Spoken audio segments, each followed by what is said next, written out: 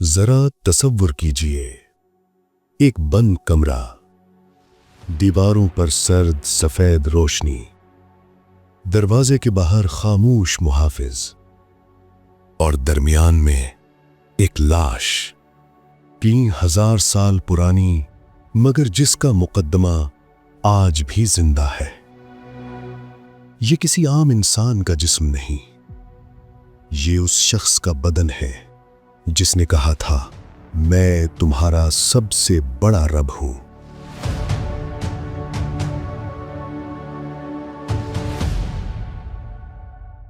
اور یہ کسی عام تحقیق کی رات نہیں، یہ وہ رات ہے جب ایک لاش ایک کتاب کے خلاف کھڑی کی جا رہی ہے۔ آج اگر یہ لاش قرآن کے خلاف گئی تو یہ کتاب ان کے نزدیک ہمیشہ کے لیے مشکوک ہو جائے گی، لیکن اگر یہ لاش قرآن کے حق میں بول اٹھی تو پھر صرف ایک لاش نہیں ہارے گی بلکہ انکار کی پوری عمارت لرز جائے گی۔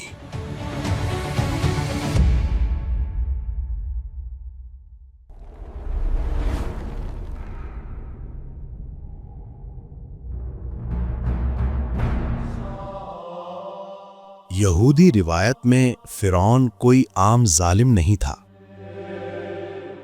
وہ ظلم کا استعارہ تھا، وہ طاقت جو خدا کے مقابل کھڑی ہو جائے، وہ نظام جو انسان کو غلام بنا دے۔ فرعون وہ تھا جس کے دربار میں بنی اسرائیل سانس لینے سے پہلے سوچتے تھے۔ وہ نام تھا جس سے ماؤں کی گودیں اجڑتی تھیں اور باپوں کی آنکھوں میں خوف جم جاتا تھا۔ لیکن ایک سوال صدیوں سے یہودی مذہبی حلقوں میں گونجتا رہا، فرعون کا انجام کیا ہوا؟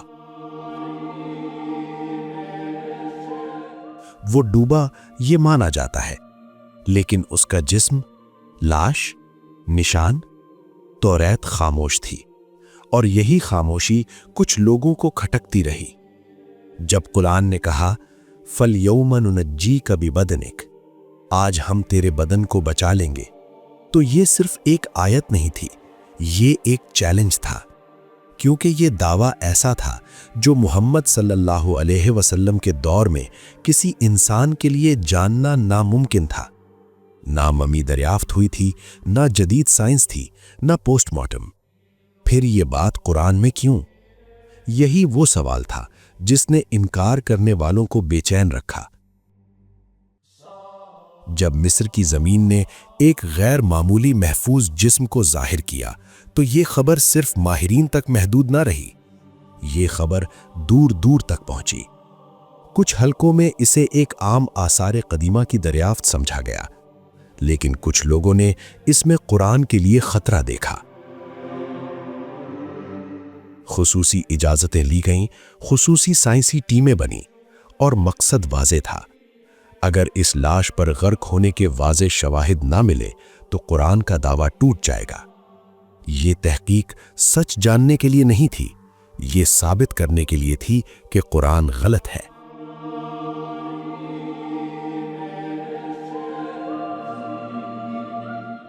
یہ کسی بادشاہ کی لاش نہیں لگ رہی تھی، یہ کسی شکست خوردہ وجود کی تصویر تھی۔ چہرہ خاموش مگر ذلت میں جمع ہوا، جسم پر نہ شاہی وقار نہ طاقت کا نشان۔ صرف ایک بات واضح تھی، یہ جسم فنا نہیں ہوا تھا، یہ بچایا گیا تھا۔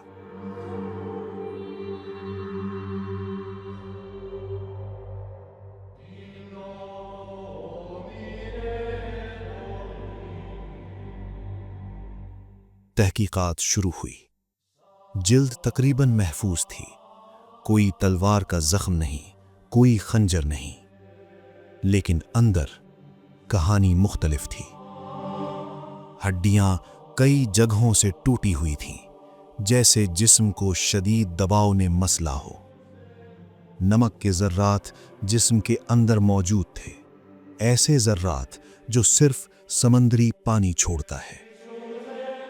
پھیپڑوں کے آثار یہ بتا رہے تھے کہ آخری سانس ہوا میں نہیں پانی میں لی گئی تھی۔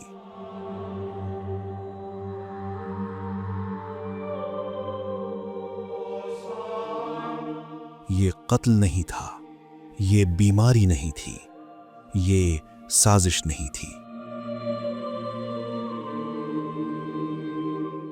یہ غرق ہونا تھا۔ انکار کا پہلا زلزلہ ایک لمحہ آیا جب ایک محقق نے خاموشی توڑی، یہ تو سمندر کی موت لگتی ہے۔ دوسرے نے فائل بند کی، تیسرے نے سر جھکا لیا، کیونکہ سب جانتے تھے یہی وہ بات تھی جس سے وہ بچنا چاہتے تھے۔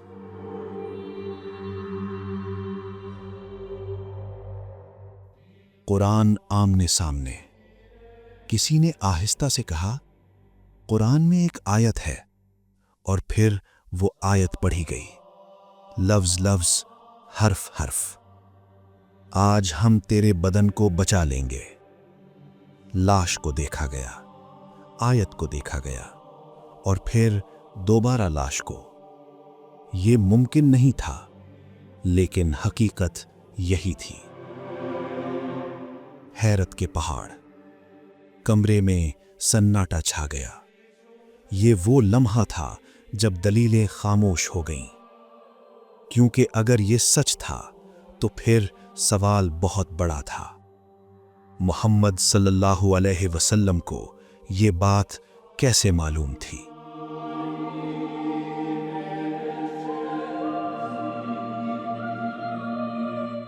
اللہ نے فرعون کو جلدی فنا نہیں کیا، اسے لاش بنا کر زندہ رکھا تاکہ وہ اقتدار کی علامت نہ رہے بلکہ عبرت بن جائے۔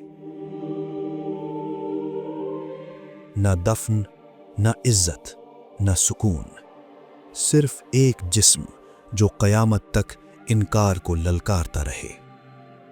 اختتام، خاموش مگر بولتی آیت۔ یہ لاش میوزیم کی زینت نہیں، یہ ایک سوال ہے، ایک چیخ ہے، ایک اعلان ہے کہ طاقت ختم ہو جاتی ہے، بادشاہ مٹی بن جاتے ہیں، لیکن اللہ کا کلام وقت کی قبر میں کبھی دفن نہیں ہوتا۔ وَإِنَّ كَثِيرًا مِّنَ النَّاسِ عَنْ آيَاتِنَا لَغَافِلُونَ۔